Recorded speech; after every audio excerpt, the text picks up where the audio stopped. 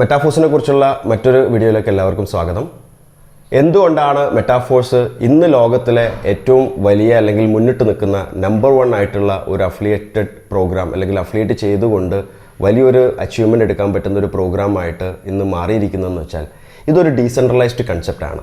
Smart കോൺട്രാക്റ്റുകൾ, digitally create ചെയ്യപ്പെടുന്ന smart കോൺട്രാക്റ്റുകൾ block chain ടെക്നോളജിയിൽ connect ചെയ്തുകൊണ്ട് ഒരിക്കലും അത് ഡീസെൻട്രലൈസ്ഡ് ചെയ്ത് കഴിഞ്ഞാൽ പിന്നെ അതിനൊരാൾക്കും തന്നെ സ്റ്റോപ്പ് ചെയ്യാൻ പറ്റില്ല. അത് എക്കാലം നിലനിൽക്കുന്നതാണ്. അതുകൊണ്ട് തന്നെ അതിൽ നിന്നും വളരെ വലിയൊരു അച്ചീവ്മെൻ്റ് എടുക്കാൻ പറ്റുന്നതുമാണ്.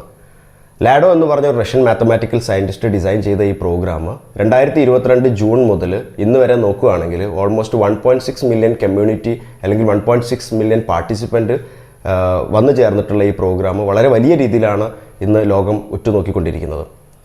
ഇതിൻ്റെ ഒരു ഇന്നോവേഷൻ എന്ന് പറയുന്നത് Web3, ഇൻ്റർനെറ്റിൻ്റെ പുതിയ ലേറ്റസ്റ്റ് വേർഷനായ Web3യിൽ ഏതെല്ലാം ടെക്നോളജി കവർ ചെയ്യുന്നുണ്ടോ, എന്തെല്ലാം പുതിയ മാറ്റങ്ങൾ ഈ ലോകത്ത് വരാൻ പോകുന്നുണ്ടോ, അതിൽ നിന്നെല്ലാം തന്നെ എല്ലാവർക്കും അല്ലെങ്കിൽ ഇതിൻ്റെ പാർട്ടിസിപ്പൻ്റായി നിൽക്കുന്നവർക്ക് എല്ലാവർക്കും തന്നെ വലിയൊരു ഇൻകം ജനറേറ്റ് ചെയ്യാൻ പറ്റുന്ന, വലിയ വരുമാനം ഉണ്ടാക്കാൻ പറ്റുന്ന രീതിയിൽ ഇപ്പം Web3യിൽ നമ്മൾ വലിയ രീതിയിൽ പ്രതീക്ഷിക്കുന്ന അല്ലെങ്കിൽ Web3 എന്ന് പറയുന്ന ഇൻ്റർനെറ്റിൻ്റെ വേർഷനിൽ മെറ്റാവേഴ്സും അതേപോലെയുള്ള ഇ ഗെയിമിംഗ് സിസ്റ്റവും ഗെയിമിംഗ് പ്രോഗ്രാമുകളും അതേപോലെ മന റിയൽ എസ്റ്റേറ്റ് ഇതുപോലുള്ള വലിയ ഒരു 14-15ഓളം പ്രോഗ്രാമുകൾ അടങ്ങിയിരിക്കുന്ന വലിയൊരു എക്കോസിസ്റ്റമാണ് മെറ്റാഫോഴ്സ് എന്ന് പറയുന്നത്.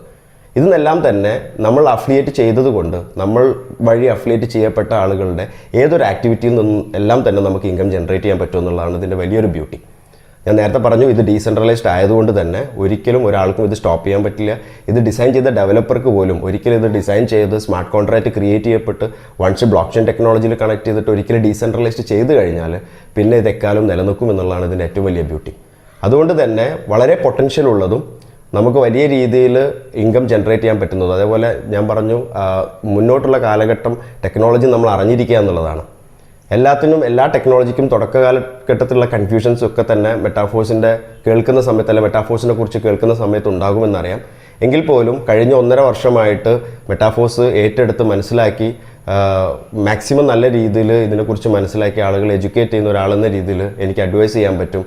ഇന്ന് ഇതുകൊണ്ടാണ് തുടക്കത്തിൽ പറഞ്ഞ ഒരു പോയിന്റ് എന്ന് പറയുന്നത്, ഇന്ന് ലോകത്ത് അഫിലിയേറ്റ് ചെയ്തുകൊണ്ട് ഇൻകം ജനറേറ്റ് ചെയ്യാൻ പറ്റുന്ന അല്ലെങ്കിൽ അഫിലിയേറ്റ് ചെയ്തുകൊണ്ട് വലിയൊരു അച്ചീവ്മെൻറ്റ് എടുക്കാൻ പറ്റുന്ന ലോകത്തെ നമ്പർ 1 പ്രോഗ്രാമായിട്ട് തന്നെ മെറ്റാഫോഴ്സിന് നമുക്ക് പറയാൻ പറ്റും. അതിലൊരു സംശയമില്ല. Thank you so much.